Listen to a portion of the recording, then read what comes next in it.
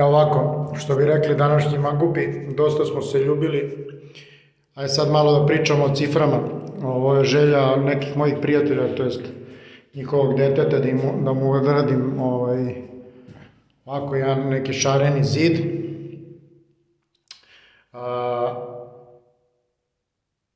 Pa sam ugrabio priliku da vam pričam o ciframa nekim koji se dešavaju u našem poslu i da vidite koliko je ovaj posao težak, ne zbog toga da želim da kukam, nego zbog toga što čisto da bih shvatili šta se je potrebno da bi se odradio ovako jedan posao koji je na izgled kao vi odradite sami kući, kao pa to domaćice radi, imate milion klipova gde žene uzmu i ovako se igraju i tako dalje. Drugo je kad je to igra, drugo je kad je to nekome posao, kad to neko radi za pare, to morate shvatiti.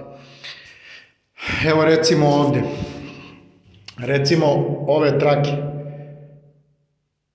Znači ovih traka ima izlepljeno 25 komada od ozgore do dole. To znači da sam ja morao 25 puta da se popnem gore, puta, znači da obeležim,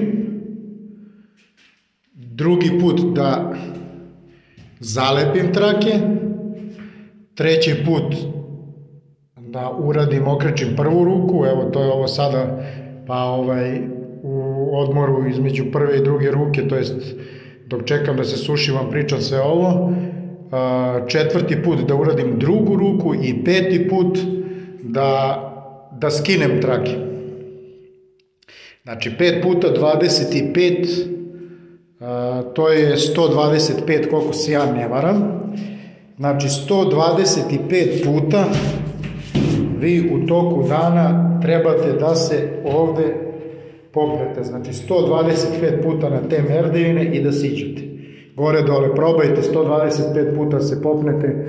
Ja recimo ovde ovaj posao ću da radim jedno 2-3 sata, znači nisam uzeo sad da se penjem pa silazim, ali probajte 10 puta se popnete i da siđete, nije uopšte lako. Tako da, eto recimo, to je neka cifra koju možete da imate obzira prema njoj, jer je onako po meni jako bitna da ako se ja za ovaj zid popnem 125 puta, koliko puta